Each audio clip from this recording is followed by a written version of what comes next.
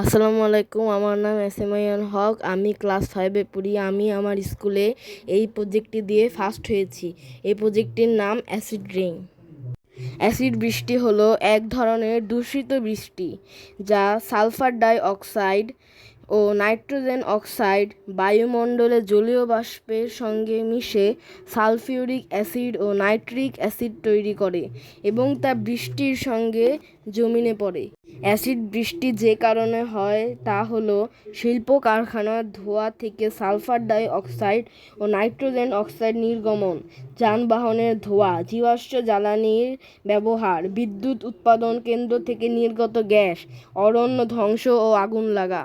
Acid বৃষ্টির উপাদানগুলো হলো sulphur dioxide, nitrogen oxide, sulphuric acid, nitric acid. Acid বৃষ্টির প্রভাবে যা হয় সেগুলো হলো গাছপালা ও ফসল নষ্ট করে, মাটির উর্বরতা হ্রাস পায়, নদী, লেক ও জলাশয়ের পরিবর্তন করে, জলজ প্রাণী মারা যায়।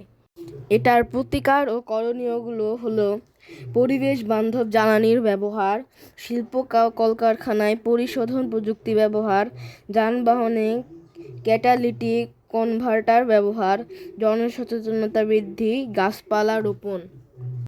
এই প্রজেক্টটির জন্য আমি 2টি মোটর ব্যবহার করেছি। এই মোটরের মাধ্যমে অ্যাসিড বৃষ্টি সৃষ্টি করেছি এবং উইন্ডমিল তৈরি করেছি।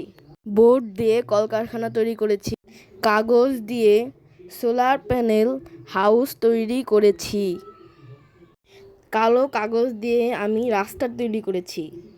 আর্টিফিশিয়াল গাছ দিয়ে আমরা প্রজেক্টটি সাজিয়েছি। অ্যাসিড বৃষ্টির জন্য মানুষের চর্মরোগ এবং গাছপালার প্রভাব, নদীতে মাছের যে মারা যাচ্ছে অ্যাসিড বৃষ্টির জন্য, ওটা দেখানোর চেষ্টা করেছি। এভাবেই আমি আমার প্রজেক্টটি সাজিয়েছি।